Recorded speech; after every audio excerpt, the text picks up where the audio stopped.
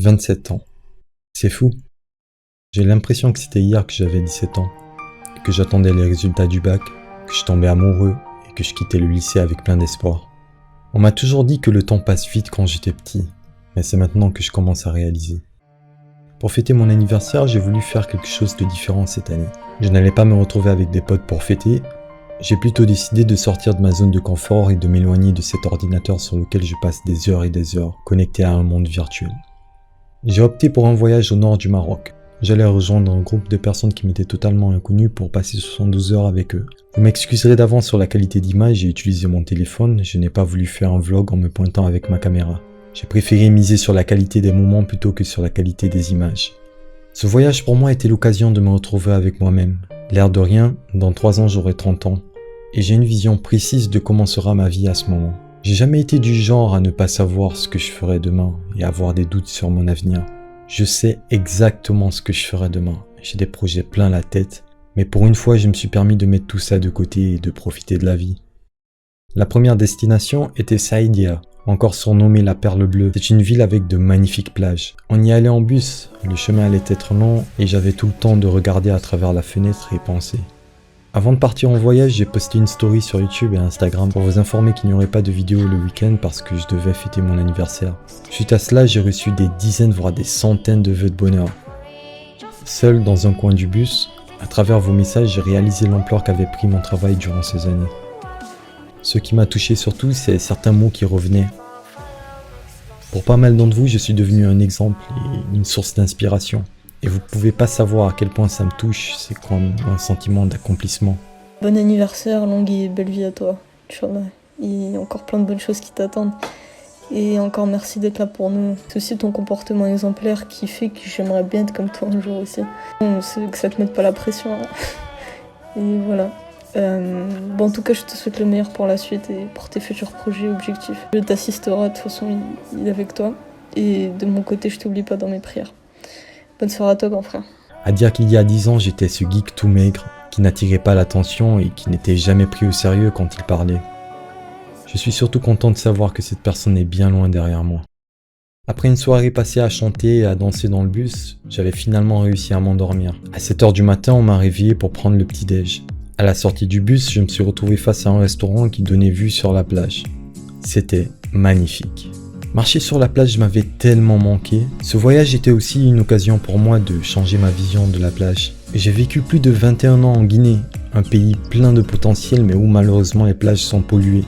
Du coup, pour qu'on puisse nager à la plage, ma famille et moi nous étions obligés de nous rendre sur une île qui s'appelle Kassa. Et pour y aller, il fallait toute une préparation à l'avance. Du coup, pour moi, j'ai toujours associé la plage à une période de préparation. C'est bête, mais même quand mes amis me demandaient de les rejoindre en week-end pour aller nager ou jouer au foot, je refusais. Parce que pour moi, je n'étais pas prêt. Ce qui est totalement stupide, t'as pas besoin d'argent ou de prendre un jour de congé pour aller à la plage. Surtout quand t'habites au Maroc. On a pu apercevoir le soleil se lever, écouter le bruit des vagues, sentir le vent qui souffle. Et avec la musique qui me caressait l'oreille, j'avais qu'une envie, que ce moment ne s'arrête jamais.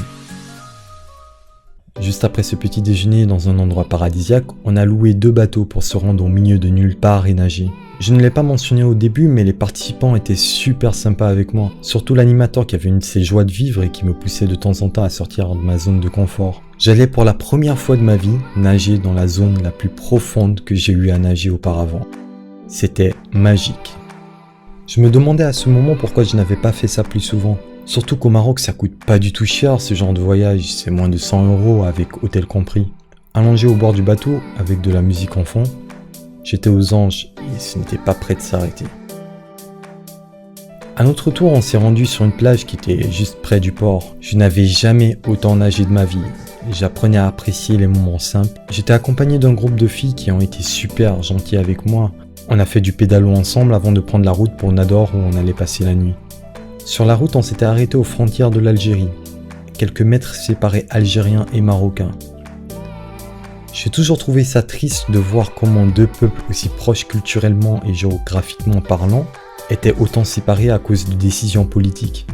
Ils étaient juste face à face, mais pas possibilité de passer la barrière. De ce qu'on m'a dit, si une personne essayait de passer, c'était comme une déclaration de guerre, et les autorités n'hésiteraient pas à lui tirer dessus. Enfin, moi j'ai vu les images juste à l'arrivée car je dormais dans le bus. Libanais d'origine, Guinéen de nationalité, cette bataille n'était pas la mienne. Le soir à Nador, on a marché sur la corniche. C'était des petits moments tout simples mais que j'ai adorés. Le vent qui soufflait, les lumières, le bruit des vagues sur les rochers, les passants. Depuis le début du Covid, ce sont des moments qui sont devenus très rares. J'ai l'impression qu'on a plus ou moins tous perdu 2 ans de notre vie. Le lendemain était le dernier jour. On devait se rendre à Hoceima, une ville avec des plages encore plus belles que celles que j'avais visitées. Malheureusement, nous ne pouvions pas y entrer à cause de restrictions, alors on a décidé de se rendre dans une plage sauvage pas loin de la ville. Et ça a été pour moi le meilleur moment du voyage.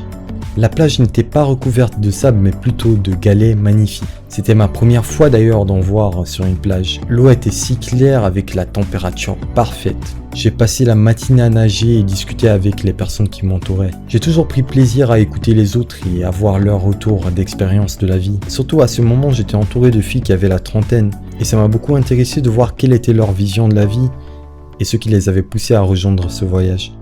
Pour la plupart, elles profitaient de leur congé pour fuir un peu les responsabilités.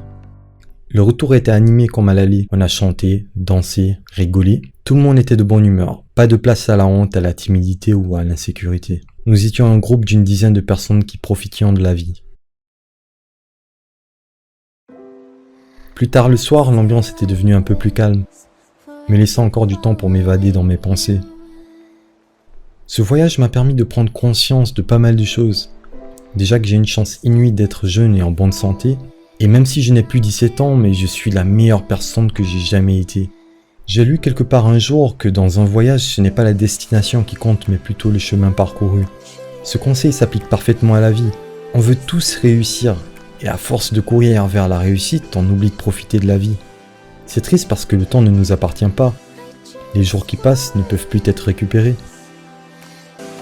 Il paraît qu'avant de mourir, on voit sa vie défiler.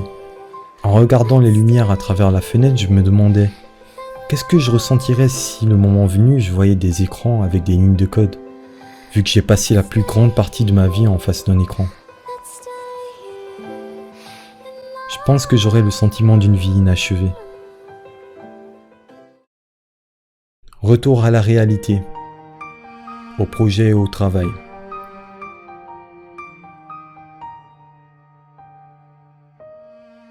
Peut-être que ce voyage m'a vraiment changé au final.